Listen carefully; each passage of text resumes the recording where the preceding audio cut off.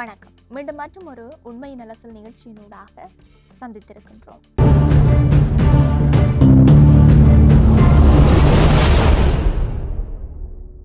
நான் சொல்ல போகின்ற விடயம் ஒரு கதையோ அல்லது ஒரு கருத்தோ கிடையாது. ஒரு இனத்தின் உடைந்த இதயத்தை பற்றி, ஒரு தாயின் முடிவில்லா காத்திருப்பை பற்றி, ஒரு குழந்தையின் கடைசி அழுகையை பற்றி, ஒரு மக்களின் கண்ணீரால் நனைந்த மண்ணை பற்றி. மே 18 இந்த திகதியை ஒரு தமிழ் மனம் எப்படி மறக்கும்? அதாவது சில திகதிகள் கேலண்டரில் மட்டும் இருக்காது, அவை இரத்தத்தில் எழுதப்பட்டிருக்கும். அப்படியான ஒரு நாள் தான் இந்த மே 18.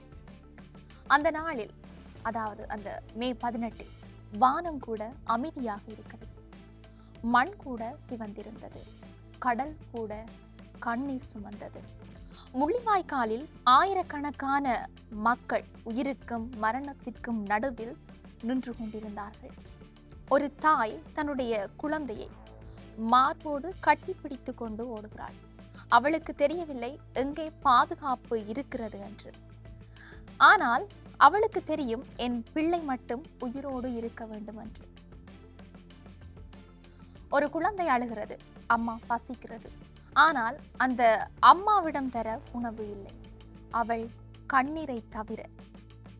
ஒரு தந்தை காயமடைந்த தன்னுடைய மகனை தூக்கி கொண்டு ஓடுகிறார் மருத்துவமனை தேடி. ஆனால் மருத்துவமனை கூட பாதுகாப்பாக இல்லை. அங்கேயும் மரணம்தான், அங்கேயும் காயங்கள் தான், அங்கேயும் இரத்தம்.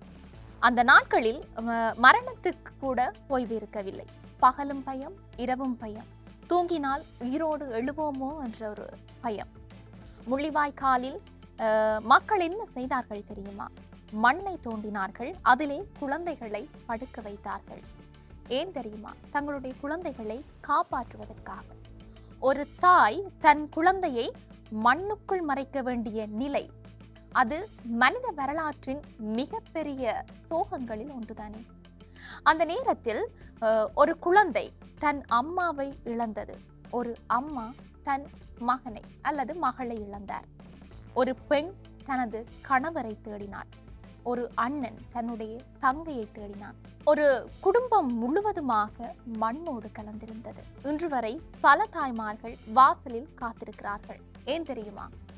ஒரு நாள் மகனோ அல்லது மகளோ திரும்பி வருவார்கள் என்ற ஒரு நம்பிக்கையில் காத்திருக்கின்றார்கள் இன்றும்.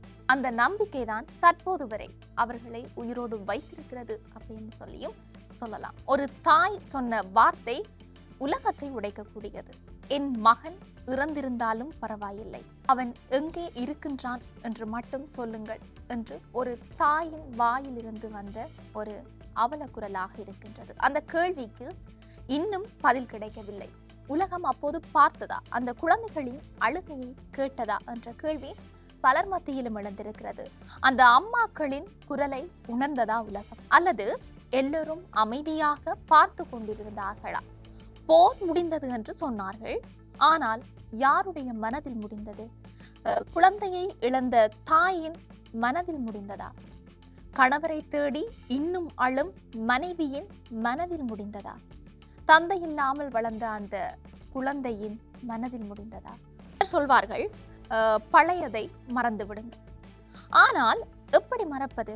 ஒரு தாய் தன்னுடைய குழந்தையின் கடைசி அழுகையை எப்படி மறப்பாள்?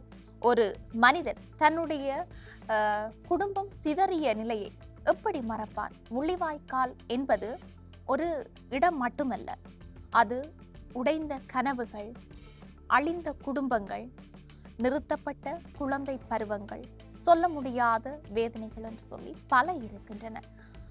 அவற்றின் பெயர் இன்று உலகம் முழுவதும் தமிழர்கள் மெழுகுவர்த்தி ஏற்றுகிறார்கள்.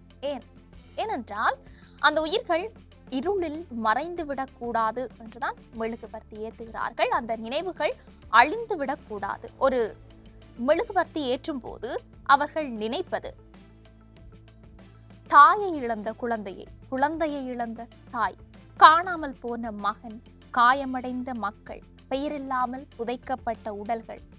இன்று நாம் பேசுவது வெறுப்பை பற்றியல்ல, மனிதனை பற்றி, ஒரு மனித உயிரின் மதிப்பை பற்றி.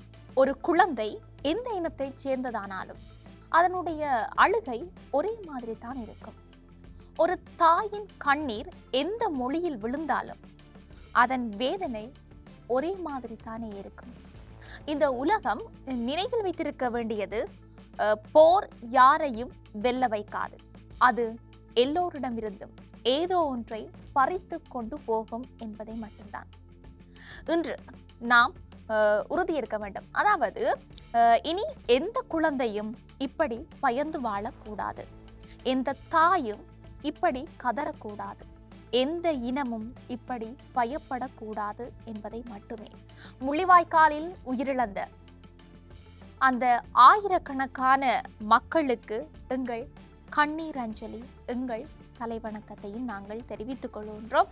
இறுதியாக நான் ஒரு கேள்வியை மட்டும் கேட்கின்றேன். அதாவது அந்த கடைசி நேரத்தில் மண்ணில் படுத்துக்கொண்டு குண்டு சத்தத்துக்குள் தன் குழந்தையை கட்டிப்பிடித்த அந்த தாய் உலகத்திடம் என்ன எதிர்பார்த்திருப்பாள்? ஒரு உதவியா, ஒரு குரலா, ஒரு உயிர் காப்பா? அந்த குரலை உலகம் கேட்டதா என்ற பல கேள்விகள் மத்தியில் எழுந்து கொண்டுதான் இருக்கின்றன. மறக்க மாட்டோம். ஏனென்றால் நாங்கள் மறந்துவிட்டால் அந்த உயிர்கள் இரண்டாவது முறையாக இறந்துவிடும். அந்த வரிசையில் தற்போது பலர் முள்ளிவாய்க்காலில் இன்றைய தினம் கூட தங்களுடைய அஞ்சலியை செலுத்தி ஆராத்துயரோடு அஞ்சலி செலுத்தி கொண்டிருக்கின்றார்கள். இன்று இழந்த உறவுகளுக்கு நாங்களும் அழியா காயங்களோடு எங்களுடைய அஞ்சலியை செலுத்திக் கொள்கின்றோம். இறுதியாக நாங்கள் கூறும் விடயம் ஒன்றுதான். அதாவது எத்தனை யுகங்கள் கடந்தாலும் என்றும் எமது உறவுகள் எங்கள் உள்ளங்களில் உயிரோடுதான் வாழ்ந்து கொண்டிருப்பார்கள் என்பதை இந்த இடத்தில் ஆழமாக பதிவு செய்து கொள்ள விரும்புகின்றேன்.